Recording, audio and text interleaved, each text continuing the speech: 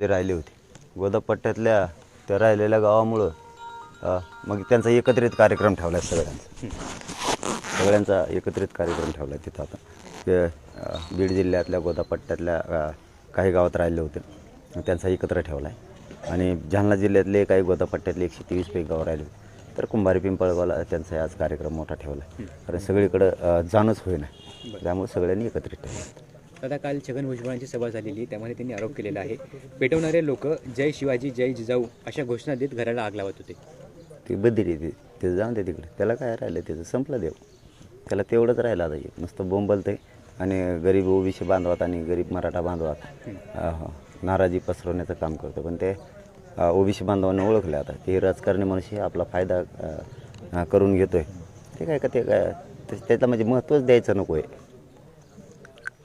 बीडमध्ये जाळपोळी ज्यांचं घर जाळलं ते संदीप क्षीरसागर यांना घेऊन रोहित पवार हे जरंगे पाटलांच्या भेटीला कशाला गेले असा सवाल भुजबळ यांनी उपस्थित केलेला आहे. त्याला विचार ना मला काय विचारतो काय कोण कोणाकडे भेटायला जावं तू का मालक आहे का त्यांचा तो तुझसारखे बेउपकारी नाही आहे तो क्षीरसागर तो उपकार धरणार आहे कारण मराठ्यांनी पिढ्यांना पार त्यांच्या पाठीशी उभं राहून त्यांना मोठं केलेलं आहे. तुझ्यासारखे बेमान थोडे आहेत ते की मराठ्यांनी तुला मोठं केलं पण तो बेमान झाला आणि मराठ्यांच्या पोराचं आरक्षणावरून वाटोळं करायला लागला. तुझ्यासारखे नाही आहेत कारण जो तो भेटायला आला आहे तुला कुणी येत नाही त्याला आम्ही काय करावं. तुम्ही फिरणार आणि हॉस्पिटलमध्ये जाऊन झोपणार जरंगे पाटलांचं नाव न घेता भुजबळ यांनी तुला काय माहिती मी काय करतो तुला काय माहिती.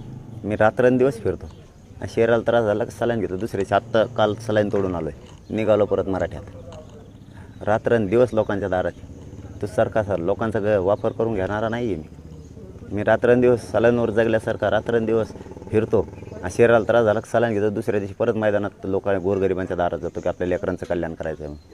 माझं बोट मोडलं होतं म्हणून हॉस्पिटलला होतं तो सारखा नाही मी लोकांचा वापर करून लोकांचे पैसे खाऊन जेलमध्ये जाणार. देवाने तोंड दिलं म्हणून काही बोलणार का एवढी मस्ती आली कुठून तुला कळलं नाही आरक्षण मिळून देऊ कुठून आली तुला सांगतो आरक्षण मिळालं तोवर नाही सांगत तुला. बीडमध्ये जाळपोळ करणाऱ्याला प्रवृत्त कोणी केलं जामीन झाल्यानंतर तुम्ही त्यांचे सत्कार करायला जातात म्हणून हेच तुमचे लोक आहेत का असं म्हणत जरंगेंनी संताप व्यक्त केला आहे. भुजबळांनी संताप व्यक्त केला. हॉटेल जाळलेलं कोणाचे ते सांग ना तोच हॉटेल तूच जाळतो आणि मी बरं काढतो करोडात महामंडळ खाऊन बसला सगळं तुला जमतं का. माझ्या नादालाच लागू नको तू आणि माझ्या समाजात सुद्धा हाही ते कार्यक्रम लागेल तो राहायला उली तिली नाही तर पुन्हा तुला पहिल्या जागेवर जावं लागेल तो होता तिथं कुठं होता आण द्याना जरा. दादा कालच्या सभेमध्ये भुजबळ यांनी परत पुनरुच्चार केलेला आहे की मराठ्यांना ओबीसीतून आरक्षण मिळणार नाही. अरे घेतलं येडं आहे का तू घेतलं तू येडा आहे तुला काही कळत आहे की नाही म्हणा घेतलं गेले मराठी ओबीसी आहेत थोड्या दिवसात सगळे जातील तुला गेले तरी कळत नाही का कशाला मंत्री झाला उगाच. जरंगे सासूरवाडीत देशी दारू पिऊन पडलेला असतो आणि तू कुठं असतो तू सासूरवाडीतच पडलेला असतो तो कुठं असतो ते सासूरवाडी नाही आहे तिथं बीड जिल्ह्यातले लाखांना लोक आलेले तिथे गोदापट्टा पाण्याचा परिसर आहे ग्रीन बेल्ट आहे तिथं प्रत्येकजण स्वतःचे काबाड कष्ट करतो आणि घाम गाळून तिथं उदरनिर्वाह करतो. तुझ्यासारख्या असं गोरगरीब लोकांचे पैसे खाऊन जेलमध्ये जाऊन कांदे खाऊन नाही येत आम्ही माघारी घामगाळीत आम्ही इथं कष्ट करतो. तुला सासरवाड्या तरी माहीत पाहिजे कुठल्या तुझ्यासारखं काय तू साठाण्यात गेला तिथं सासर तो मग मला माझं काढ ना तुला डोळ्याला पाणी तो रडाव का मराव सुद्धा कळणार नाही तो इतकं माहिती आहे मला काढायला नको लोक. भुजबळ यांनी सांगितलं आहे की मुंबईत 3 कोटी नव्हे तर 3 लाख लोक येणार. तुला काय माहिती रे येडपट कुडल 3 कोटी येणार आहेत किती येणार तू बघायला ये फक्त मग कळन तुला. मुंबई जवळ आल्यावर ये पण आत्ताच नको येऊ कारण आम्ही सुद्धा तुम्हाला डाव खेळता येतात आम्ही सुद्धा गनिमेकावे खेळणार जाताना आम्ही सुरुवातीला थोडी आहेत तू मुंबई जवळ आल्यावर बघ मराठ्यांचा वेडा कसा पडतो. आता एक शेवटचा प्रश्न आहे जालन्यात मागील 2 महिन्यात 200 गावठी पिस्तूल आल्यात यांचा काय प्लॅन आहे शोधून काढा. जालन्यात जे गावठी पिस्तूल आल्या त्याला राजकीय नेत्यांकडून रसद पुरवली गेली असा आरोप भुजबळ यांनी केला. मुख्यमंत्र्याला आणि गृहमंत्र्याला माझी विनंती त्याची चौकशी करा त्या भुजबळचीच.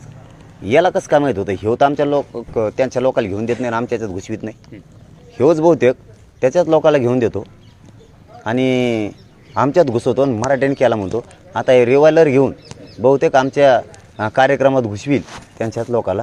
याला रिव्हॉल्वर घेतलेल्या काय माहीत, आम्हाला नाही माहीत. याला नंबरिंग पडलेली बीडची काय माहीत. नंबरिंगसुद्धा सांगतो येऊ ते नंबरिंग होते, हे घर 12 नंबर, हे आमका नंबर, ते 13 नंबर, असे नंबर घेत होते. याला काय माहीत. याचा अर्थ ह्यो गोरगरीब मराठ्यात आणि गोरगरीब ओबीसीत वाद लावतो. आता रिव्हॉल्वरचं याला काय माहीत. याची चौकशी गृहमंत्र्यांनी केली पाहिजे. नसता याला सर्वस्वी जबाबदार दोषी गृहमंत्री राहणार आहेत आणि मुख्यमंत्री पण. दादा, तुम्ही मुंबईकडे 20 तारखेला कूच करणार आहे, त्यासाठी अवघे 4 ते 5 दिवस उरले आहेत. काही सरकारची चर्चा झाली का, आणि याबाबतची पुढची तुमची भूमिका तुम्ही कधी जाहीर करणार आहात? चर्चा झाली, चर्चाचा कटळा आला आता आम्हाला आणि चालत मुंबई.